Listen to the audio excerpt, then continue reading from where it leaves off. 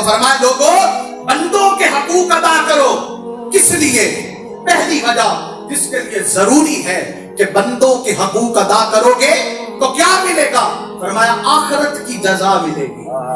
آخرت کی، بولے نا توجہ میری طرف رکھے، آخرت کی جزا ملے گی، اللہ کی جزا ملے گی.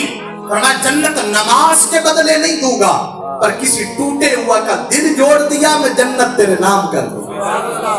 اتنی سی سادہ سی، اتنا آسان سودا ہے یار، اتنی آسان بے، اتنی آسان خریداری، اتنا کمال کا تاجر کائنات میں ہے ہی کوئی نہیں.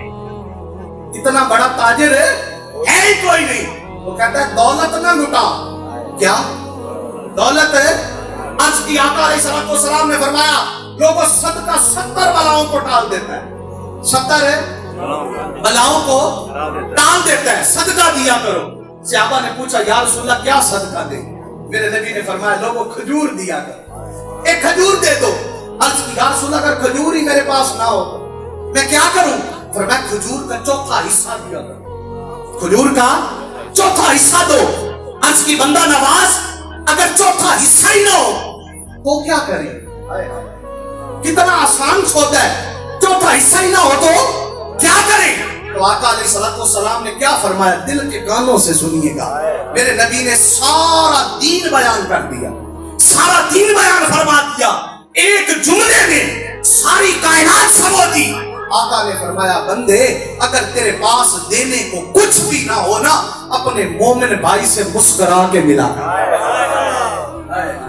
مسکرا کے ملنے سے کیا ہوگا؟ صدقہ ہوگا. کیا ہوگا؟ بولے بولے کیا؟ صدقہ ہوگا. اور نتیجے میں کیا ملے گا؟ بلائیں ٹل جائیں گی. کیا ٹل جائیں گی؟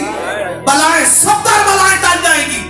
باری تعالیٰ اتنا آسان سودا، اتنی آسان بکری کہ مسکرا کے ملنے سے بلائیں ٹل جاتی ہے. فرمایا لوگوں اس لیے کہ دین بھلائی کا نام ہے. دین بھلائی کا نام ہے. اگر آپ کے ہاتھ سے آقا علیہ السلام نے فرمایا واللہ لا یؤمن، واللہ لا یؤمن، واللہ لا یؤمن. فرمایا لوگوں اللہ کی قسم وہ مومن ہی نہیں ہے، اللہ کی قسم وہ مومن ہی نہیں ہے، اللہ کی قسم وہ مومن ہی نہیں ہے. صحابہ نے پوچھا یا رسول اللہ کون جس کو 3 مرتبہ فرما دیا وہ مومن نہیں ہے؟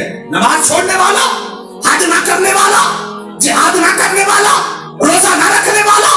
فرمایا نہیں، وہ مومن نہیں ہے جس کی وجہ سے مخلوق کو فائدہ نہیں ہوتا، جس کی شرارتوں سے مخلوق تنگ ہوتی ہے.